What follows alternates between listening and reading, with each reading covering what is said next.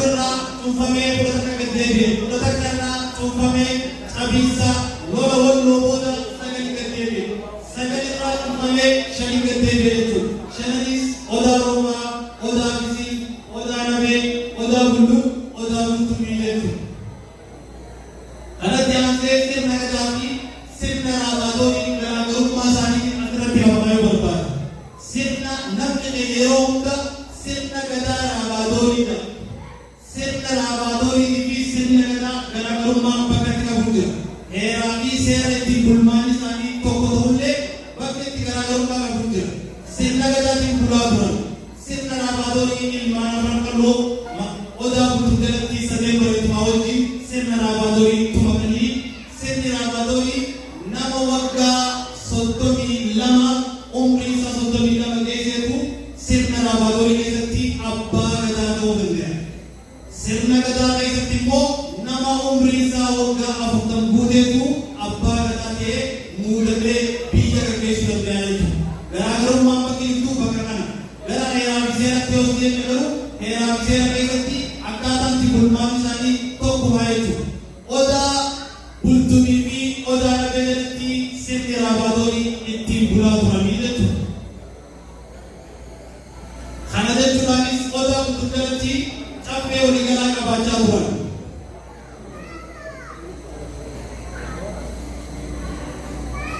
Odaa bultuu jalatti caffee waliigalaa konfedereeshinii qabaachaa turan. Akka tuffatti sadeen bareedumaa caffee mataa isaanii qabaachaa turanii jechuudha.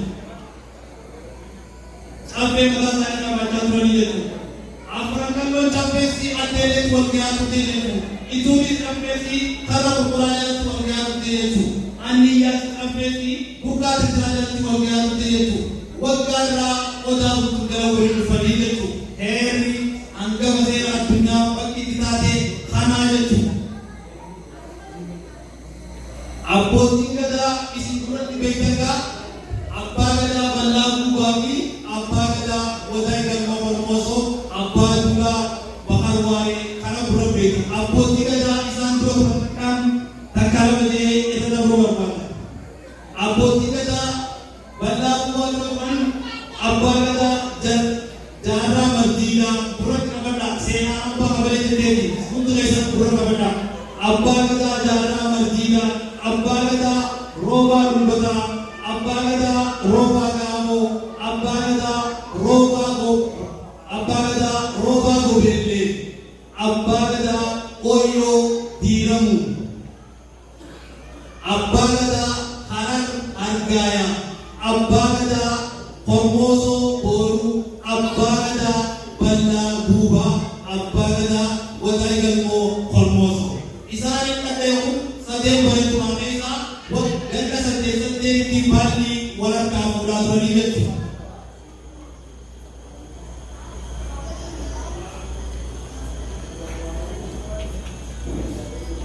Seenaan guddoon asirratti jechuudha. Abbootii gadaa warreen maqaan dheeraa keessatti nageewwan biyya bulchaa turan jechuudha. Abbaa gadaa girgirii itti taasifamu abbaa gadaa bal'aa guubaa fi abbaa gadaa wadaa galmoo hormosooti. Warri girgirii itti taasifamu. Zaman kana keessatti turkiin durattuu araba dura biyyateen seentee jirti. Araba dura biyyateen seentee gogola qubattee jirti. Gaafa isin seentee gaafa mootummaa Adaan Sultaaneetii fi mootummaa Habashaa kan Ibna Tigiriin durfamu gaafa waraanaa Toosaa keessatti adaree biyyoo qubattee dhuftee haftee jechuudha. Garuu gogola keessaa bahuu dandeenya. Ilmaan afran qalloo itti dabaltee baadiyyaa qofa keessa darbuu dandeenya turkiin jechuudha. Gootummaa afran qalloo qabdu turkii asitti seentee asii baatee fixaa turte jechuudha. Sodaa afran qallootirraa jogolatti jaallatanii jechuudha. Eega jogolatti jaallatan booda hin turree arabni dhufe jechuudha. Arabnis bifa lamaan dhufe biyya keenya. Bara inni dhufe kan keessatti dursarratti bifa daldalaatiin dhufe. Itti aanee immoo bifa koloniitiin dhufe. Kan koloniitiin dhufe kana kaasnaa jechuudha. Yeroo waggaa 18 bara 1870 keessatti Zeelaan qaxxaamuree waraanni yeroo uffata durfamu Zeelaan qaxxaamuree adaree biyyoo dhufee turkii wajjin wal waraanee turkii jogolaa baasee jechuudha. Eega turkii jogolaa baasee booda Oromoo afran qalloo bitee tarkaanfatee nagayaan nagaa baraaree jechuudha. Amantii biyya fudhadhaa aadaa jeeni ilma nafa dhalootatti xalayaa ergee jechuudha. Yeroo itti nagaan gabbaa'uu dandeenyu yeroo itti abbaan gadaa bal'aa bu'aa ture yeroo itti bal'aa bu'aa ture maal jechuu rawbaasha yoo nagaan nan gabbarre akkaan turkii jobala abbaasitti jobala isin baasaa jee ani garuu sodaa keessanii akka turkii jobala jaallattetti an jobala jaalladhu isinirraa mabee daaraa isin jaalladhe jechuudha. Abbaan gadaa didee lola labsee jechuudha. Yeroo san keessatti abbaan gadaa bal'aa bu'aa ture. Itti aanaa isaa yookaan abbaan duulaa galmoo hormosoo ture. Mara roobtuun yookaan dubbataan raabaatoorii caammaa waliin beeksisanii ammayyaanuu ture jechuudha yeroo sanatti. Lolli eessa gaggeeffame jennaan jobalaa fi mi'a hedduutti gaggeeffame jechuudha lolli kun. Jobalaa fi mi'a hedduutti gaggeeffame.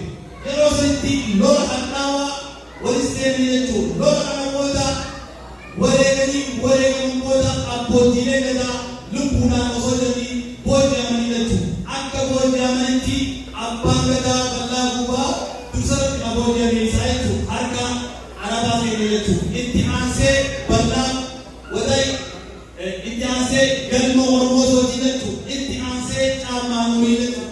Seenaa guddoon asirratti bal'aa gubaa fannisanii sassarataa miidhanii olii gadi osoo gamaa dhawanii irraa gabaabsan. Galmoo hormoosoo garuu bokuu akka irraa darbaniif as bakka murtii guutoo maqaa murtii guutoo bakka irraa beekas. Abbaa gadaa bal'aa gubaa eega wareegame booda lubbuudhaan wadaay galmoo hormoosoo abbaan duulaanis harka arabaa bu'ee jechuudha. Akka arabaa bu'eetti qabanii morma irraa darbanii jechuudha. Mormi isaa kun ni dubbatee jira. Manguddoon afoolaan walii dabarsaa as geessite kuseenaadha. Morma nama tokko gaafa laaltan gaafa mormee ni ofla. Qaamni asii kanarra jira mataan kophaa achi oflaa jechuudha. Mataan abbaan duulaa galmoo hormoosoo achi utaalee bu'ee dadhabana dhaabbatee jechuudha. Murtii biyya guuttadhe isinis murtii teessa guuttadhaa jedhe. Murtii guutoon achi godhe dhufe.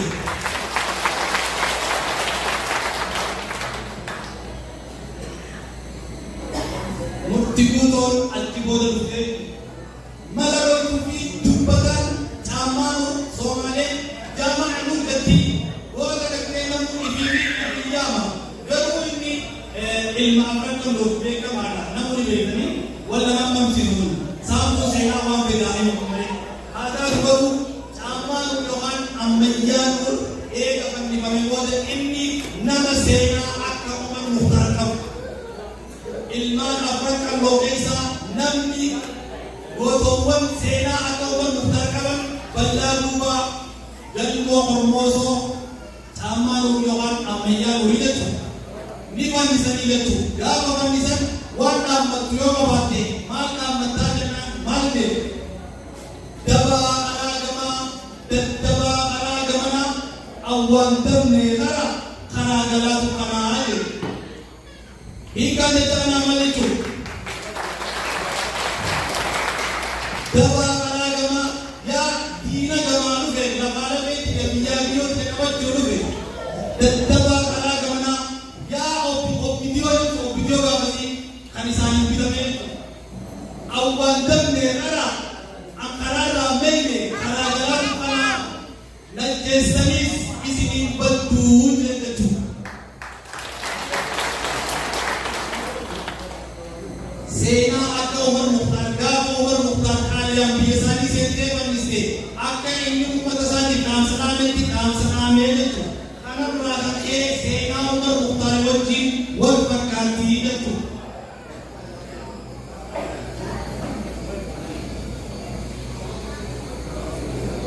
Kanarratti geerarsa maali geeraranii beektaa? Afoodaa walii dabarsaa turte uummanni keenya. Geerarsa yaa bal'aa ilma gubaa duutitee dhimaa barii. Yaa galmoo ilma hormoosoo duutitee dhimaa barii. Ee arke naa himaa naa arke tu himaa. Afoora kanaan walii dabarsaa turanii jechuudha yeroo keessatti. Caammaan nuur hawwam eenyaas achi baanii galleedhaan akkamitti yaadachuu turan. Ammayyaa siree, ammayyaa siree, ammayyaa siree, ammayyaa ni yaadatan jeeti yaada amma ammatti illee hawwam keenya yaaduu jechuudha. Araba waggaa eega abbaa gadaa, abbaa duulaa, mana gootuu, booda afran qaloon harka qabatteen ta'e. Duula waggaa shan guutuu gaggeessitee araba funyoodhaan baastee biyya isiitti baastee lafaa lamee biyyaa biyyootii bilisoomsitee jechuun gootummaa keessa.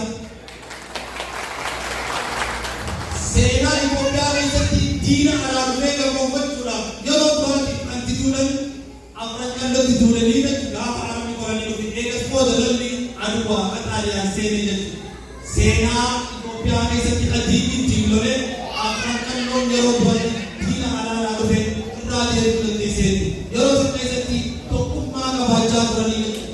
Gaafa san keessatti Amir Abdullahi kan dogola bulchuu abbaan isaa Muhammad Amir Gaamaa jechuudha.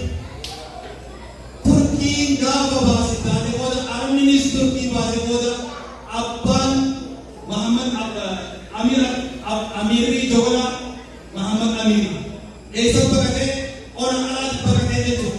Ona alaatti baqatee jechuudha. Achii gaafa afran qalloon baastee biyyaa araba Amira Muhammad Amir fuutee bakka deebistee jechuudha. Oromoon lola booda araaratti amanti. Habashaan garuu lola booda balleessitti amanti jechuudha. Kan akkasitti hubataa.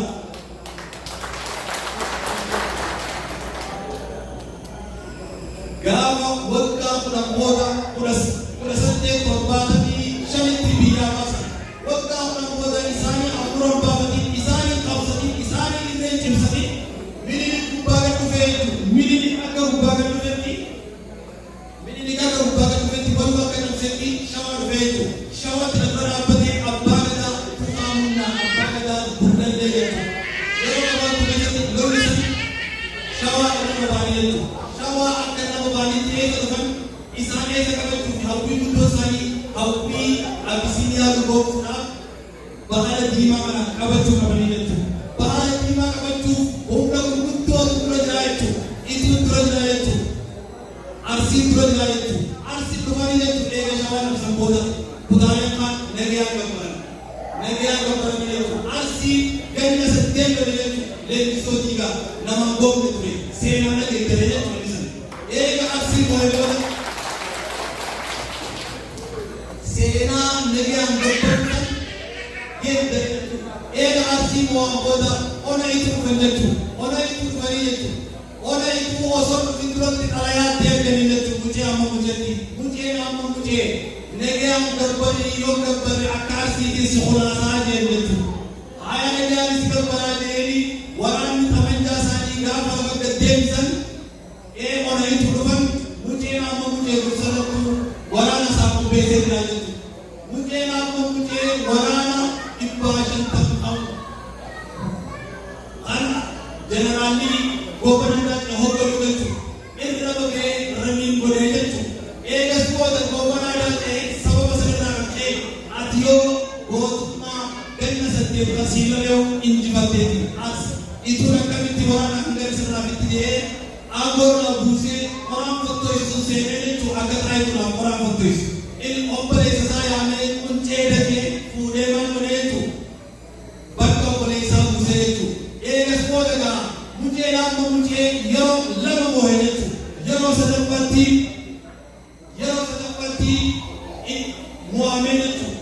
Yaayyaan Israa'el garuu waraana isaa qeeqaa qaama dibeetii kan isaan itti duubisee jechuudha.